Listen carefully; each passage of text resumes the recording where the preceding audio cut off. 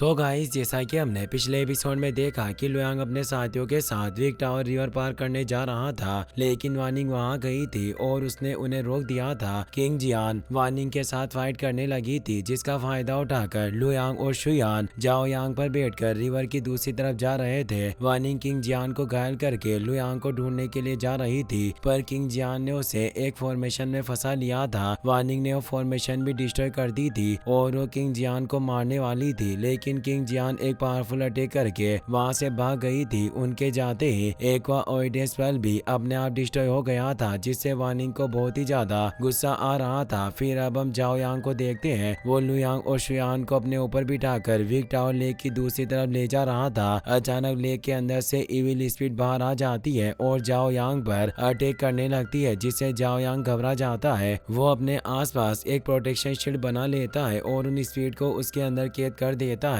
मगर फिर भी इविल स्पिरिट हार नहीं मानती और उनके पीछे आती है। तो लुयांग और शुयान अपनी पावर को कंबाइन करके उस शील्ड को डिस्ट्रॉय करने की कोशिश करते हैं, पर इविल स्पिरिट काफी स्ट्रॉन्ग थी, जिस वजह से वो उस शील्ड को डिस्ट्रॉय नहीं कर पाते। इससे गुस्सा होकर जाओ यांग अपनी बॉडी से एनर्जी रिलीज करता है, जिस वजह से इविल स्पिरिट दूर हो जाती है और जाओ यांग तेजी से आगे बढ़ जाता है। कुछ वक्त में वो तीनों वीक वाटर लेक रिवर के दूसरी तरफ आ जाते हैं। इविल स्पिरिट्स भी उन पर अटैक करने के लिए आ रही थी, तो लुयांग अपने 5 एलिमेंट्स किलिंग स्वॉर्ड फॉर्मेशन को एक्टिवेट कर लेता है और शुयान अपने एक्सट्रीम यिन यांग को एक्टिवेट कर लेती है। दोनों एक साथ इविल स्पिरिट्स पर अटैक करते हैं, जिसकी वजह से यहाँ काफी बड़ा ब्लास्ट होता है और वहाँ मौजूद इविल स्पिरिट डिस्ट्रॉय हो जाती है। जाओ यांग अपनी ह्यूमन फॉर्म में आ जाता है। वो लुयांग और शुयान से कहता है कि मुझे मेरी मॉम की आखिरी इच्छा पूरी करनी है, इसीलिए मुझे तुम दोनों से अलग जाना होगा। लुयांग जाओ यांग के पास आकर उसे हक करता है। वो कहता है कि मुझे पूरा भरोसा है कि तुम अपनी मॉम की आखिरी विश जरूर पूरी करोगे, पर आगे बढ़ते वक्त अपना ख्याल रखना। जाओ यांग वहाँ से जाने लगता है, पर शुयान उसे रोक देती है। वो कहती है कि मुझे पूरा भरोसा है कि तुम्हारी मॉम तुमसे बहुत ही ज्यादा प्यार करती थी, इसीलिए तुम कभी ये मत सोचना कि वो तुम्हें मारना चाहती थी। वो बस अपने साथी से मिलने के लिए ये सब कर रही थी, पर असल में वो तुम्हें मारना नहीं चाहती थी। इसीलिए कभी भी युनजित्सु के लिए अपने मन में नफरत मत लाना और हमेशा अपने दिल की बात सुनना। जाओ यांग कहता है कि तुम सही कह रही हो, मेरी मॉम मुझे बहुत प्यार करती थी, इसीलिए मैं उनकी आखिरी इच्छा पूरी करने के लिए जा रहा हूँ। ये कहकर जाओ यांग ची बर्ड की फॉर्म ले लेता है और उड़कर वहाँ से चला जाता है। तो लुयांग और शुयान भी हेवनली एम्परर स्वॉर्ड ढूंढने के लिए चले जाते हैं। रास्ते में जाते वक्त शुयान को अपने मास्टर यिनशा की बात याद आती है। उन्होंने कहा था कि सफर पर तुम्हें एक खास इंसान मिलेगा जो हेवनली एम्परर स्वॉर्ड की सील को तोड़ सकता है, इसीलिए तुम्हें उसके साथ रहना होगा। लेकिन जब स्वॉर्ड की सील खुल जाए तुम्हें उसे मारना होगा।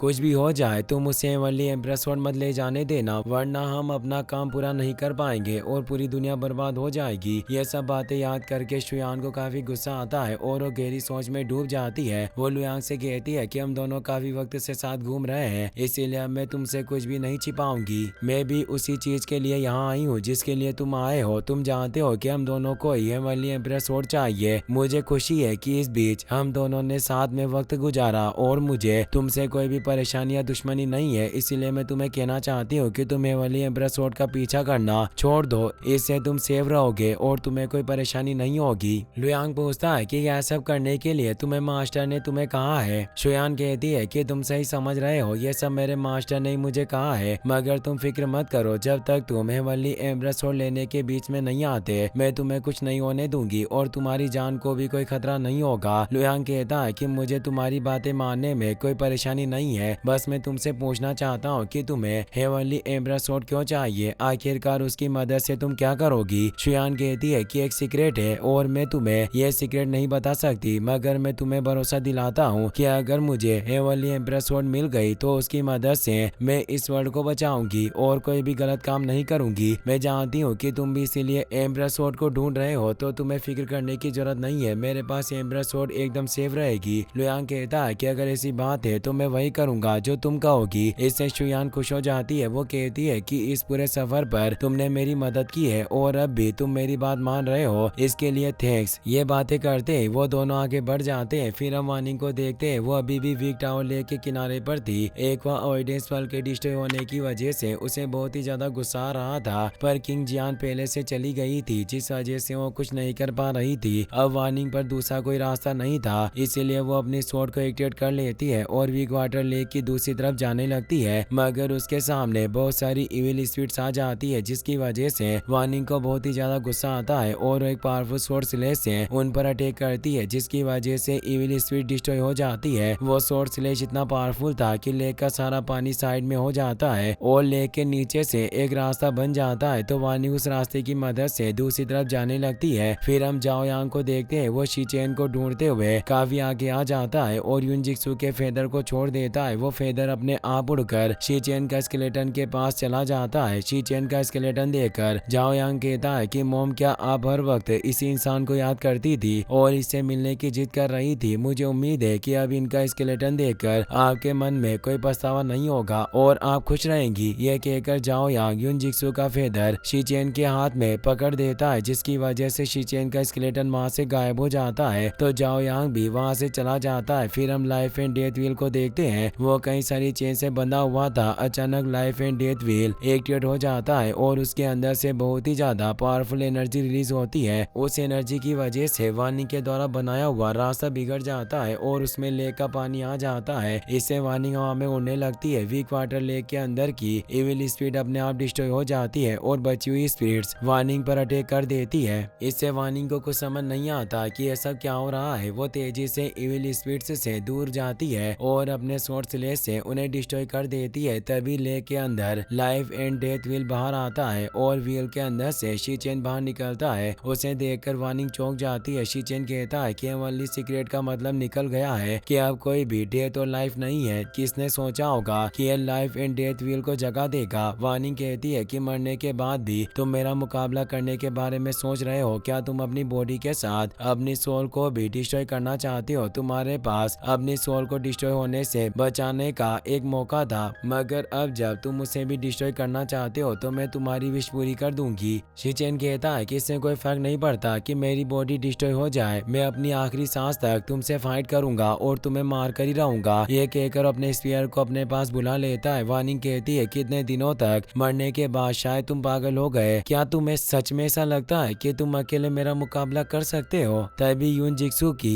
सोल भी वहां जाती है। वो वार्निंग से कहती है कि मास्टर अकेले नहीं है, मैं भी उनके साथ हूँ और कुछ भी हो जाए मैं तुम्हें जिंदा नहीं छोड़ूंगी। आज तुम्हें मारकर मैं सारे काम खत्म कर दूंगी। युनजिक्सु और शीचेन एक साथ वार्निंग पर अटैक कर देते हैं। फिर हम लुयांग और शुयान को देखते हैं, वो दोनों एक बहुत बड़े स्टोन माउंटेन के सामने आ जाते हैं। वो माउंटेन बहुत ही ज्यादा बड़ा था और उसकी वजह से पूरा रास्ता बंद था, जिस वजह से शुयान को समझ नहीं आ रहा था कि अब हमें क्या करना चाहिए। इसीलिए वो सोच में डूब जाती है। लुयांग उसे कहता है कि तुम्हें फिक्र करने की जरूरत नहीं है, मैं अभी कुछ वक्त में इसे हटा दूंगा। ये कहकर एक फॉर्मेशन एक्टिवेट कर लेता है, जिसकी वजह से वो स्टोन माउंटेन जोर जोर से हिलने लगता है। तो लुयांग शुयान को अपने पास बुला लेता है और एक शील्ड एक्टिवेट कर लेता है ताकि वो बच सके। अचानक उनके ऊपर बहुत सारे पत्थर गिरने लगते हैं, पर लुयांग अपनी मल्टीपल सोर्स की मदद से उन पत्थरों को डिस्ट्रॉय कर देता है। वो कहता है कि ओनली एम्परर की सील का डिफेंस मेजर है, इससे बचने के लिए एक खास मेथड की जरूरत होती है जो मेरे पास है। ये कहकर लुयांग अपनी फॉर्मेशन की पावर बढ़ा देता है, जिसकी वजह से वो स्टोन माउंटेन पूरी तरह से डिस्ट्रॉय हो जाता है और उसके पीछे से एक पैलेस निकलता है जिसके अंदर ओनली एम्परर सोर्ड रखी हुई थी। उस जगह को देखकर शुयान चौंक जाती है। वो कहती है कि यही वो जगह है जहाँ ओनली एम्परर सोर्ड रखी हुई है। इसी के साथ ये एपिसोड यहीं पर खत्म हो जाता है।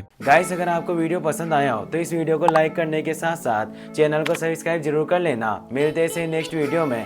Thanks for watching.